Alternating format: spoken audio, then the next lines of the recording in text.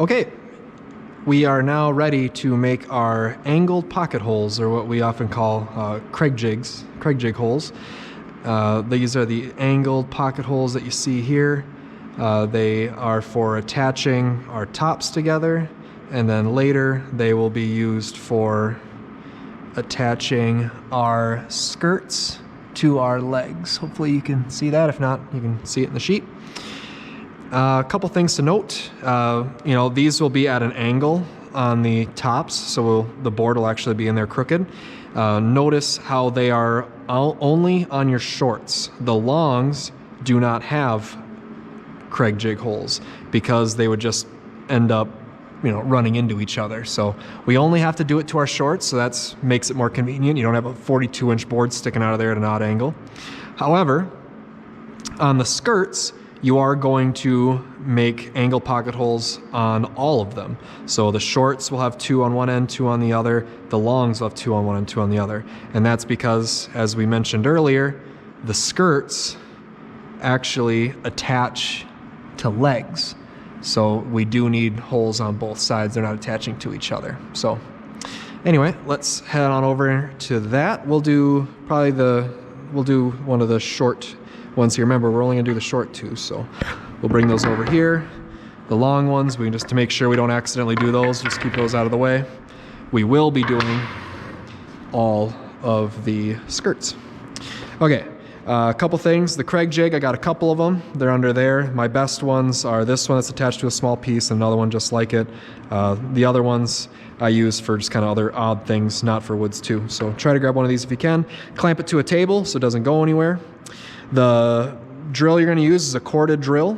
And then one of these, it's a T-size bit with a counter bore built into it already.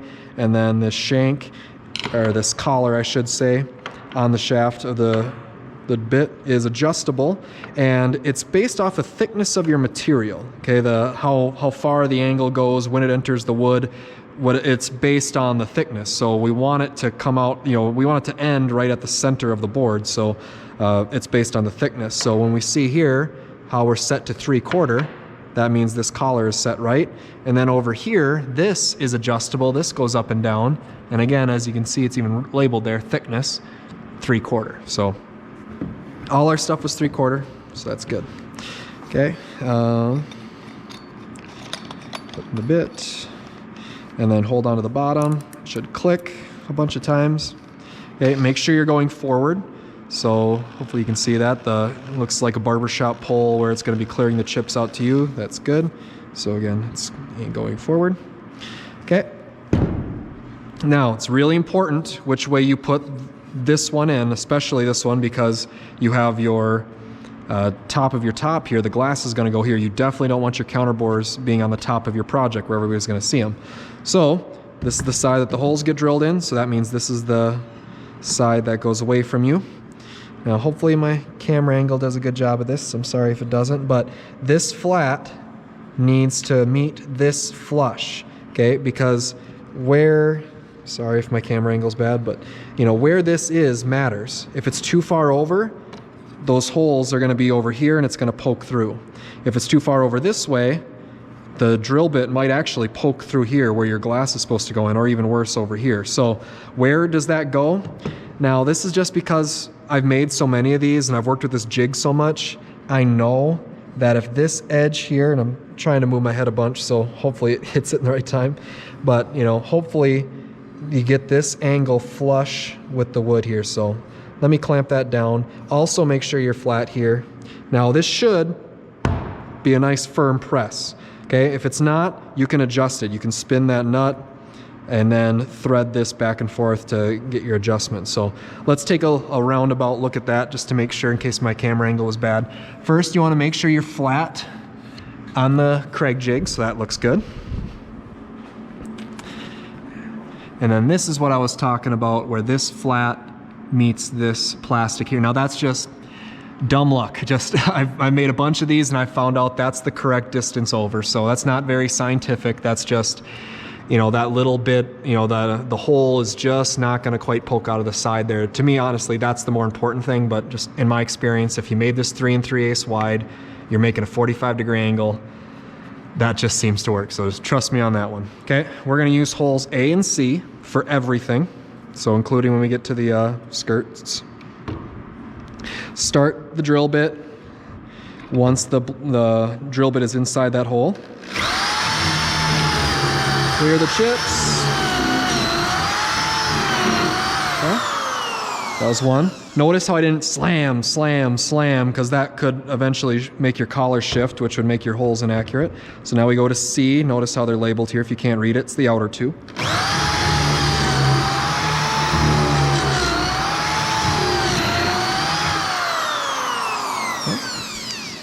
And again, our rabbet for the glass is on the outside. There you go. You can see if we would have went any more off to the left, we would have hit that edge. So that was a pretty good alignment. And then here, you know, where that center of that hole is, that's going to come out about right here. So again, we didn't have a lot of room to go over. So where that was positioned was really important. Okay, now I'm going to do this one. I'm going to do these later. I just wanted to get another one set up. So now we'll do a tall skirt. Why not? Clear that area out. Now again, do you want this to be the outside or do you want this to be the outside? You have a choice now. I kind of, let's see. So the top's going to attach here. What do I like better? Actually, that looks kind of cool. So if you really don't have any like imperfections to hide, you know, like if you got some imperfections you want to hide, that'll make your decision easy. But if both sides look really pretty, then you're just going by grain. So I'm going to say this will be my inside. Now, all I'm trying to do is just center it. So my fingers are just kind of pinching it center. Locks in nice again. And now again from another angle, we're just centered in there now. We'll still do A and C again.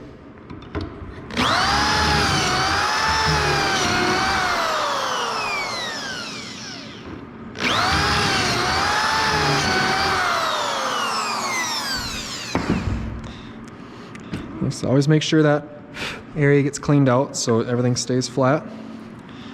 Yeah.